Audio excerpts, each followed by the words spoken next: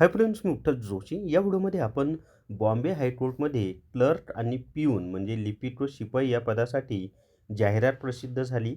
Form भरायला सुद्धा सुरुवात झालेली आणि आज म्हणजेच 5 जानेवारी 2026 रोजी फॉर्म भरण्याचा शेवटचा दिवस होता.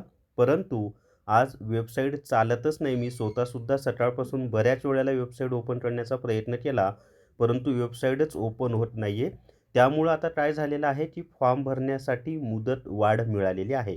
मग आता किती तारखेपर्यंत अर्ज करायचे आहेत, ती सगळी माहिती आपण पाहूयात. किती दिवसांची मुदतवाढ दिलेली आहे, तर ती सगळी माहिती आपण पाहूयात. व्हिडिओ शेवटपर्यंत पहा.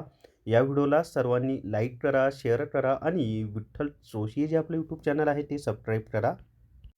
जर तुम्हाला न्यायालय भरती ई-बुक विकत घ्यायचा असेल तर प्ले स्टोअरवरून विठ्ठल जोशी ॲप डाउनलोड करा आणि न्यायालय भरती ई-बुक विकत घ्या.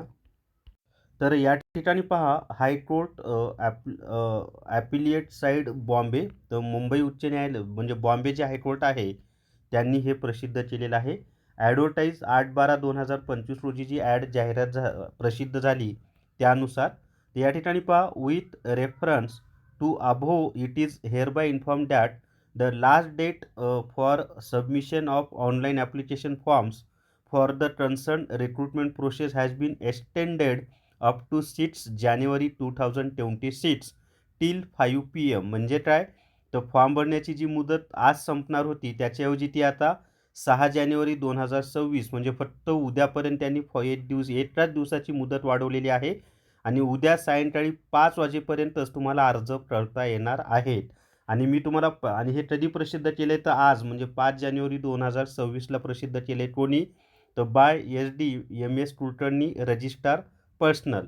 तर या ठिकाणी लक्षात ठेवा, मी तुम्हाला सुरुवातीलाच सांगितलं होतं, की जितक्या लवकर होईल तितक्या लवकर सुरुवातीलाच फॉर्म भरून घ्या. शेवटी वेबसाईट हँग होते, ट्रॅक होते, चालत नाही.